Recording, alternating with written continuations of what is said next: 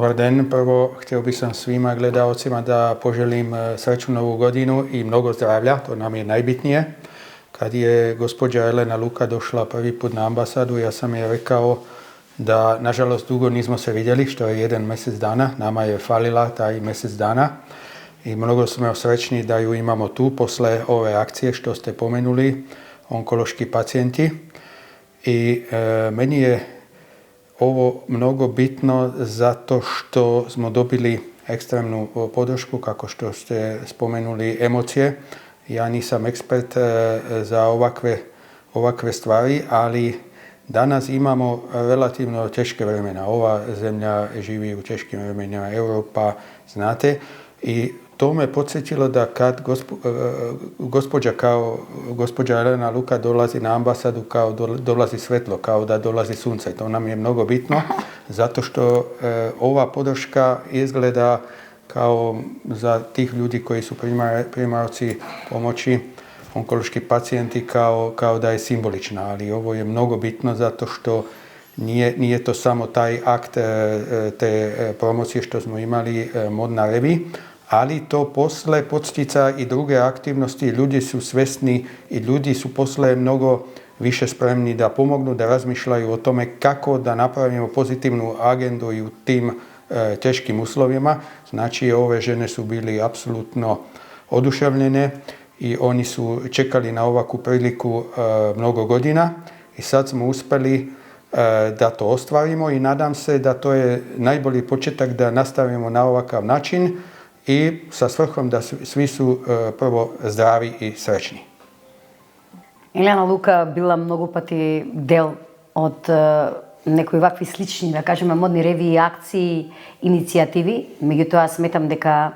оваа модна ревија, која што се одржи пред 30 дена во МКЦ, заедно со Асоцијацијата Хема Онко, еден прекрасен тим, меѓутоа морам да кажем на голема иницијатива и благодарност на Словачката амбасада, на амбасадорот и неговата сопруга Жанет, која што ми е многу блиска пријателка. На нивна иницијатива се направи една ова одлична модна ревија. Суштината не беше само во луксузноста на моделите кои што беа презентирани тој дел, во таков еден голем перформанс модет, туку највеќе можеби пораката која што ја пративме, дека жените без обзир на какви да се ставени искушенија во животот, дека секојаш имаат силна волја, убавина, не забораваат на битните нешта, верата, надежта, љубовта, храброста, борбата низ периодот низ кој што поминуваат, менталната сила, емоционалната. Праќаат една убава порака на сите кои што се сведоци на сето она што се случуваше, дека секојаш треба да бидеме здрави и истрајни и после такви искушења, дека само сме духовно многу посилни отколку претходно и дека не треба ниту една ситуација да не обесхрабри и секој едно искушение кое што ќе дојде во нашиот живот треба да го прифатиме со благодарност, затоа што секако е допуштено од Бог, на крајот на нештата тој е најбитен и само треба да го изодиме патот достоинствено и храбро до крајната дестинација и да бидеме уште посилни како личности и како духовни суштества, би рекла. Значи, таму навистина продефилираа 19 господи, преубави господи, немам зборови, тоа беа као професионални модели, ја бе фасцинирана.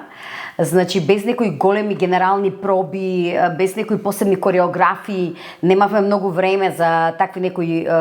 одржување на тренинзи. Тие беа одлични, на писта се движеа многу спонтано, затоа што тие дизајни кои што ги носеа добија еден посебен печат и карактер на самите жени. Секоја од нив перформираше емоција во состојбата во која што се наоѓа со тој, еве да кажеме, со таа ситуација на канцерот, онака како што чувствуваше и практично секоја